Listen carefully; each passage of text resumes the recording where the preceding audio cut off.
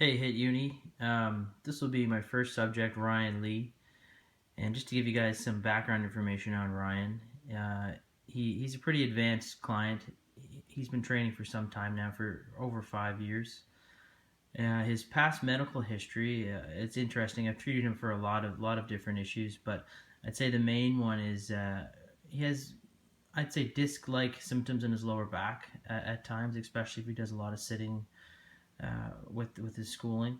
Uh, so at times he can have pain with flexion of his back.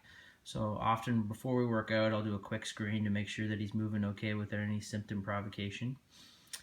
When his lower back is really bad, he'll often have left leg radicular pain. At the moment, I believe he's symptom free of all this stuff.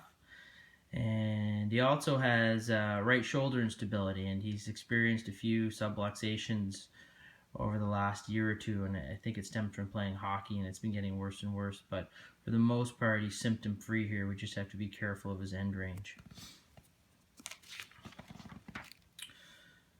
So there are a few technical principles or considerations I just wanted to go over with Ryan so you guys have some context to why we're doing things the way we do them or what he already knows.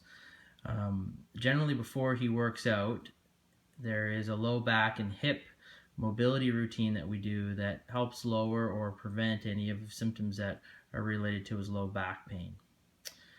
And Ryan, I've gone over quite a bit with this with Ryan about how the first rep is considered dangerous and how we need a gradual application or amplification of force as he's trying to initiate the first rep.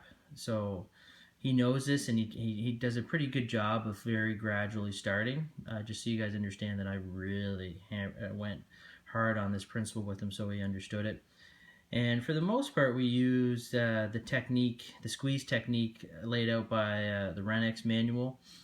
I think you guys are familiar with this, where you started on the third rep, you do it on the fourth, fifth to failure, where it's a light squeeze, you build up, you hold it for 3 seconds, and then you unsqueeze. The fourth rep is a moderate squeeze, holding for 4 seconds, and unbuilding, and then the fifth is as hard as you dare. Ryan generally does a pretty good job at maintaining the technique for the squeeze. So just so you guys know that we are doing a squeeze principle technique here to fully fatigue his musculature and to improve his awareness of what's contracting. Okay.